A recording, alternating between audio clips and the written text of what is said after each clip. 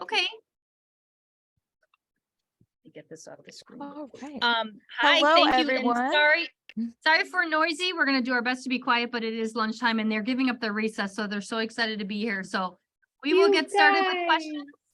Yeah, we'll introduce ourselves first, and then we will jump right into your questions. I know you guys, they asked really good questions, so be prepared. I'm ready. So good afternoon. Yes, we are here for another Blue STEM author chat. My name is Kimberly Rudden. I am one of the Blue STEM publicity co-chairs, and Heather, I'll let her introduce herself. Go ahead. Hi, I'm Heather Cribbs. I'm the other publicity co-chair. Hi, Heather. Nice to see you again. And then Carolyn. I'm Caroline Campbell. I'm the IL registrar, and today I'm running the Zoom room. Hi, Caroline. Thank you. Hi. We have Miss Sanchez's class here today. And most importantly, we have our author of our Blue STEM nominated book, Turn It Out. And she was one of our Blue STEM authors last year too. So she's an old friend of our Blue STEM readers. We have Jamie Sumner. So I'm going to turn it to her. She's going to introduce herself and tell us a little bit about her book. And then we are going to turn it right over to our student questions. I know they have a lot of good ones for you. All right. Hi, guys. First of all, I'm Jamie Sumner, and I live in Nashville, Tennessee, and where it is not snowing, but it is still just as gross as it is there. And Tune It Out was my second middle grade novel. Actually, I'm going to walk y'all. I'll show you a little bit. And there have been a few more since. Guys, also, my kids' Halloween candy is still sitting over here in a corner. They've been working their way through it. Okay, so you see Tune It Out up there, and then Roll With It was my first one, and then Tune It Out, and then One Kid's Trash, and then The Summer of June, and then coming out in a few months is the sequel to Roll With It, Time to Roll, which I'm so excited for. And I actually just announced the other day that there is now going to be a third and final book. So it's going to be a trilogy. So that's really fun. And I'm really excited to talk about Tune It Out because I also just found out that I think it's going to have a large print edition for kids who need the larger words, kids with disabilities, or just because of age or whatever, people might need that large print. So I'm excited that it'll be accessible to more people, because if you know anything about me, you know that accessibility is my kind of where my heart goes when I write and kind of the way I live because of my family. So all that to say, I'm going to let you guys ask me questions. All right. So I just want to, I'm so excited for Time to Roll. I cannot wait. One of my favorites. So I'm going to turn this over to Miss Sanchez's class. And then if we have time, we have some questions for our online people watching as well. So Miss Sanchez's class, we're ready to hear from your students. Do you know someone with sensory processing disorder that inspired you to write the book? I do. So cerebral palsy, for Roll With It, is a disability that affects the brain. Most people think, oh, it's just your legs don't work, but it's actually when something in your brain, parts of your brain get paralyzed, either at birth or shortly after, and you don't always know how. But, and so then it affects different parts of your body. It can affect your arms, your legs, your speech. It affects everybody differently. It can be real small, real big. But the reason I know all this is because my oldest son, Charlie, who is about to turn 11, which is crazy to me, has cerebral palsy, and he's in a wheelchair, and he uses a speaking device to help him talk because he's mostly nonverbal. And that's kind of how I became familiar with it and really started caring about it, which was when he started school. Like, if you guys can think all the way back to kindergarten, I don't know if you remember being so little, if you think of the little ones that walk through the halls, when you first visited the school you were going to go to and they showed you the library and you kind of like got to wander around for the first time. Well, I was with Charlie during that visit and they did not have any books with kids like him on the cover. Like there were no wheelchairs. And I got sad. I didn't get mad. I just got a little sad. Because I think everybody deserves to see themselves in a story, because then you know your life people can maybe understand, and then also there are already people that understand out there writing those kinds of stories for you. And so I couldn't stop thinking about it, and that's kind of where the story started.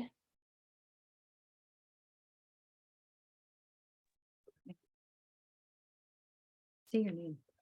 Hi, I am Isla. You have really good titles for your books. I liked the double reading behind Roll With It and Tune It Out. How do you come up with the clever titles yourself? Titles are so hard. That is such an excellent question, because almost all of my titles get changed. I ended up coming up with Roll With It, but that was only when my editor told me that they didn't like my first title. So it was going to be called Trailerland because Ellie lives in a trailer.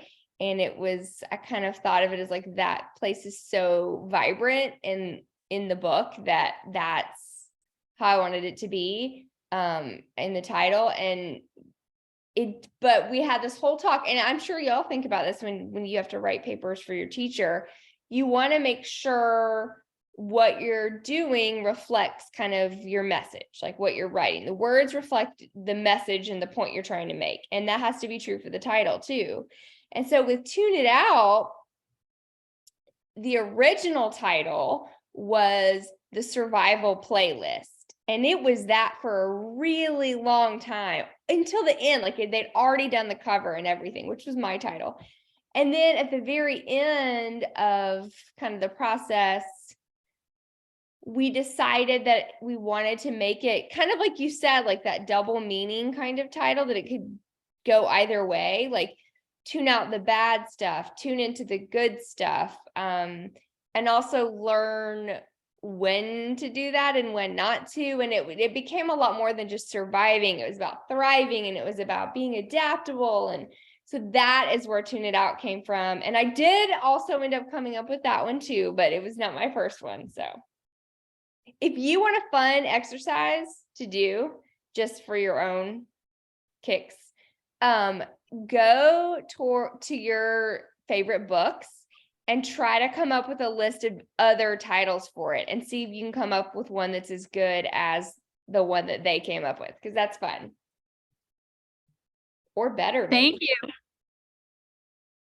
All right, we have another one coming. Hi, my name is Molly. Do you have a favorite place to write? And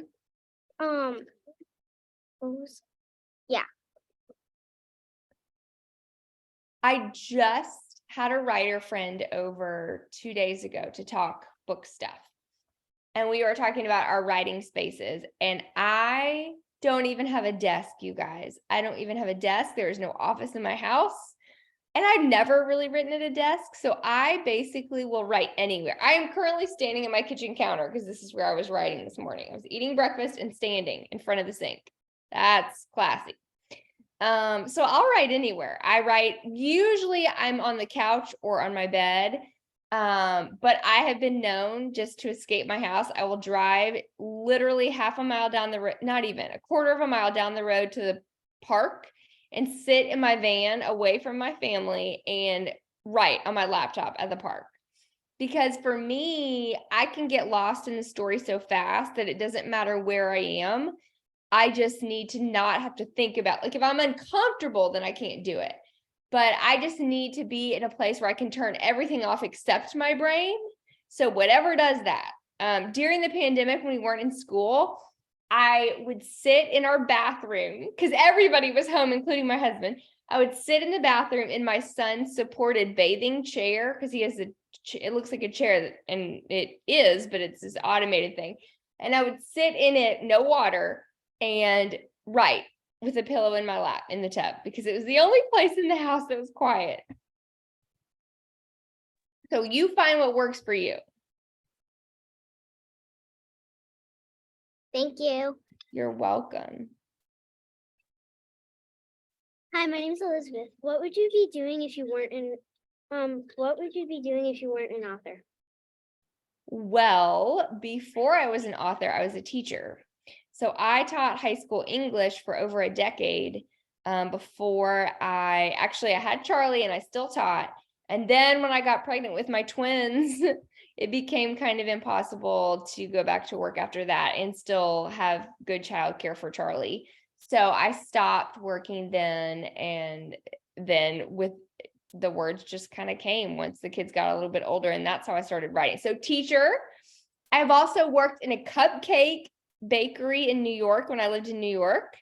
I worked for a publishing company when I lived in New York. So basically, I think you can do a bunch of different things. Like, people always say, what do you want to be when you grow up? And it's always like one thing. And I think you can be a lot of different things at a lot of different times in your life. And it's important to remember that. So I am an author, and I've always written. But I think you can do a lot of other stuff too. My next dream job, while I'm also writing, is to work at our local independent bookstore, because I really want to do that. Thank you. You're welcome.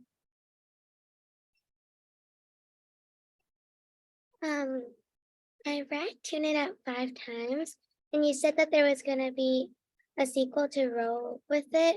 Will there be a sequel to Tune It Out? As of right now, there's not a sequel, but oh my goodness, wouldn't you love, now you got me thinking about it, to see Lou and Well again, and have Well have even more part of the story, like something big with him, I think would be really fun. Oh yes, and then Lou's mom is more in the picture now that she's moved back, and so oh yeah, you got me thinking. There isn't one right now, but I like that idea. And thank you for reading it so much. I bet you have it memorized more than I do. Thank you. You're welcome. We were talking and we were all wondering what's gonna happen to Lou's mom, so. I loved writing her. I loved writing that character because she's not all that she appears, which I think is really important. Hi, my name is Charlotte. Did you like to read as a kid, and who's your favorite author? That's a big one. First, yes, I love to read so much. My mom was my librarian. She was the librarian at my school. So every book fair was just fantastic because I would run around like it was like a shopping spree, and I would pile a stack as tall as her desk from the floor to like where her desk started of books, and like all the like smelly erasers and pencils and all that other fun stuff. And she would let me get them. And so, yes, I loved to read. My favorite author, that's really hard because I have so many. Like when I'm writing a book, I like to read thrillers and mysteries and things that are so different from what I'm writing. But my favorite author that's like for you guys, gosh, I have a bunch. I like Kate DiCamillo. I love all her stuff. I love her voice.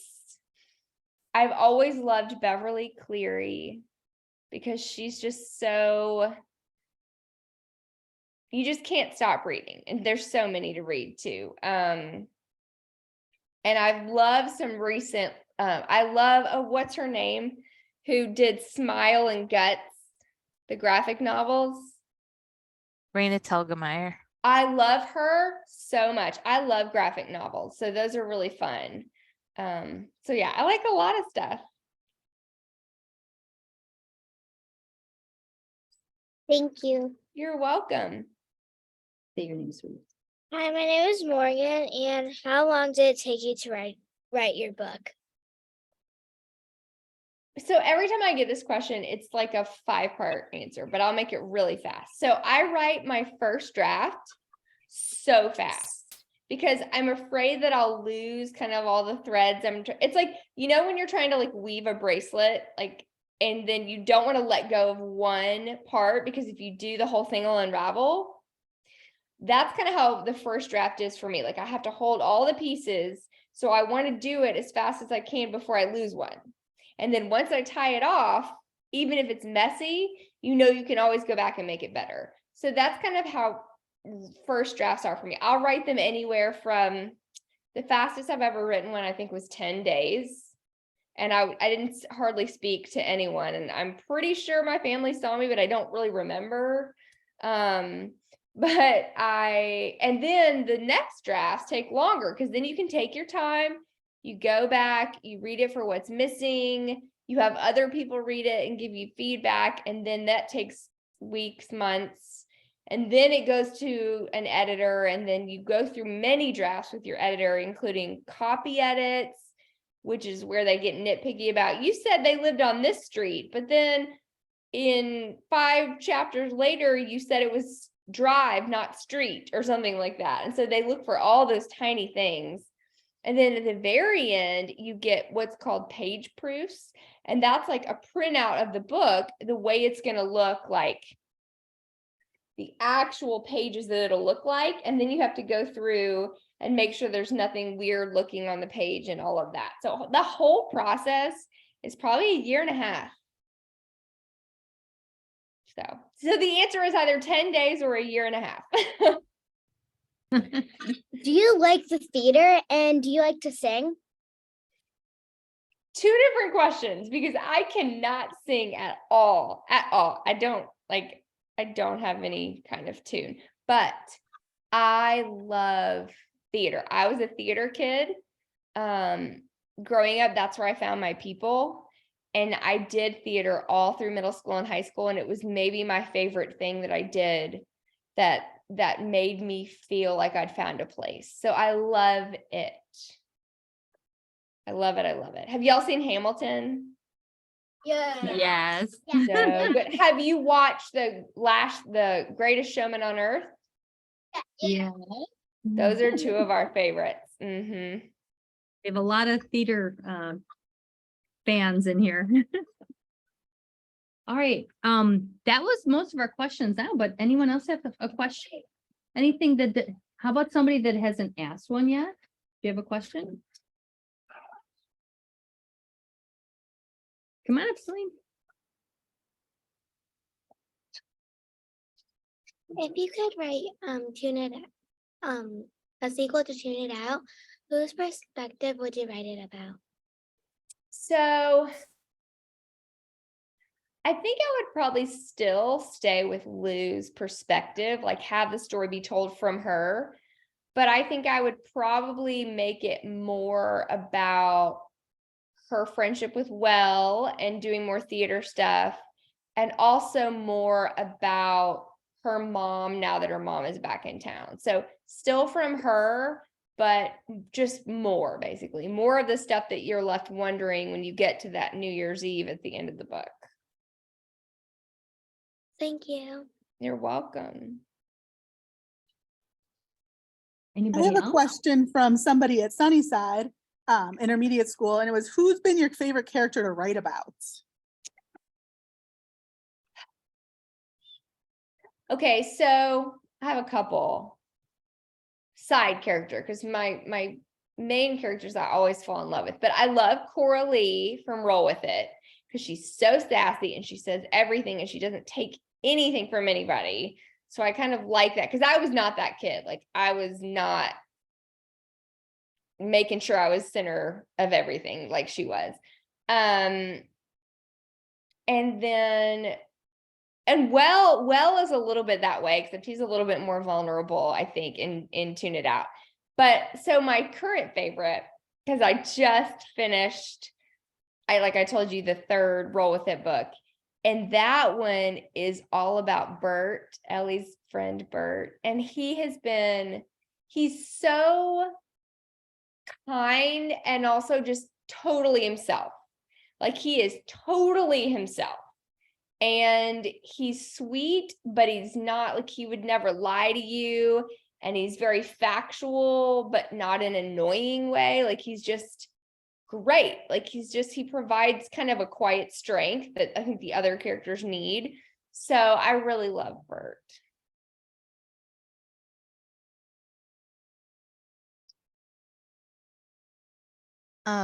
I have a question here from Edison Elementary. Which of your, and I think you kind of touched on this in the last question, Which of your characters are most like you? Most like me. Wow. Okay. It's not what you would think.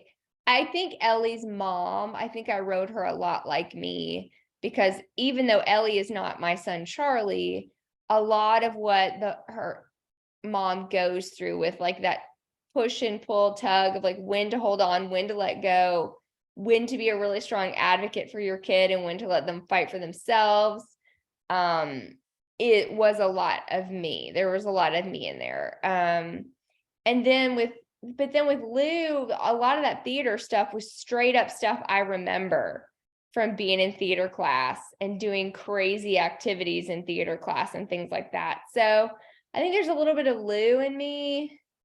Now, I don't know if you guys have read The Summer of June, but it's about a girl whose mom is a librarian. And June, the main character, oh, I saw that. June, the main character, is pretty anxious. She's a pretty anxious kid. She's a worrier. She thinks ahead 10 steps and kind of ruminates on things. And that was very much me as a kid. And I felt really bad about that for a long time. Like there's something wrong with me and everyone else is just cool and knows how to chill out. And I don't know why I can't do that, especially in middle school. And it took me a long time to realize like the people that are worriers are also really creative people, because the thing that lets you think 10 steps ahead is also the thing that lets you invent amazing characters and stories and notice the world in a different way. And so June is a lot like me, but writing June made me kind of celebrate all the stuff that I couldn't celebrate because I didn't understand it when I was that young, if that makes sense. Can I make a comment? I just started reading this one, and we often talk about, try to teach the kids like to start, hook your reader. And this is a good example of like the first page. I don't want to give it away because the kids haven't read it yet, but wow, what a great way to hook readers to find out why she did what she did. So I appreciate that. Yeah, she takes a big old risk on page 1, that's for sure. Yeah. Heather, did you have any more questions? If not, I had one. I have one more from Sunnyside. It is, would you ever write another genre of story? Would you write a scary story or even a picture book? Oh my gosh, guys, two answers. First of all, I have a book in verse coming out next year called Deep Water that I got to just see the cover for, about a girl who free swims. She sets out to break the world record for the youngest person to free swim across Lake Tahoe. And the whole book takes place within a 6-hour period. And it's in verse, so poetry. And it was so fun to write because I do get bored. And then also I have a picture book coming out in a couple of years as well. So the answer is yes. Awesome. Thank you. And I have our final question from Cloverdale. What advice would you give for students who want to be writers? I think the advice that you hear a lot is to write every day. And I'm not going to give you that advice because that is not what I do. I don't do that. That's just not the way my creative brain works. But this is the advice that has been the best thing for me to remember and that I learned along the way is it does not have to be perfect. Don't expect to sit down with your notebook and a pencil or at your computer, wherever, and to just come out with these beautiful sentences and everything from hello and page 1 to the end at the end is perfect, because it's not the way it works. It is so many drafts and it's messy, but every time it gets better. It's why your teachers write stuff on your papers and give them back to you to see what you can fix and make better, because they know that it takes a lot of practice. And so I think if you can take that pressure off yourself and just play around with the words, it's so much better, because who cares if it's not perfect? It might be perfect eventually or close enough to it that you just kind of give yourself the freedom to just write whatever comes out. So that's kind of how I get through the first drafts, or that scary blank page if you're sitting down trying to start. That's kind of my best advice, is don't worry about it being perfect. I think there should be a database somewhere where we could see first drafts of all of our favorite books, and we would feel so much better about ourselves. Like that idea. Wouldn't that be great? Yes. Well, thank you so much for taking the time to answer all of our questions today and giving us a little sneak peek of what's coming from you. And Miss Sanchez class, if you want to unmute and say your goodbyes, and thank you again for participating. Bye, guys. Thank you. Thanks for having lunch with me, Thank guys. Thank you. Thank you. Thank you. Bye. Thank you. By the way, You're I've been here welcome. 3 times. Okay, bye. Just so you know. Thanks. Thank you so much. You're welcome. Thank you. Thank you again for joining us today. Of course. And hopefully you won't get our weather. Oh my gosh, I have no wood to knock on right now, but yeah. I'm sorry. And I'm also sorry that you are in school and others aren't. Well, in my area, we're all in school, but the southern areas are they're suffering a little more. I guess But at least you're in it We'll have together. plenty of time. Yeah. Yeah. Thank Thank you. again. Enjoy Have the a rest good of your day. day. Thank you. Thank You you. too. Thanks. Bye. Bye.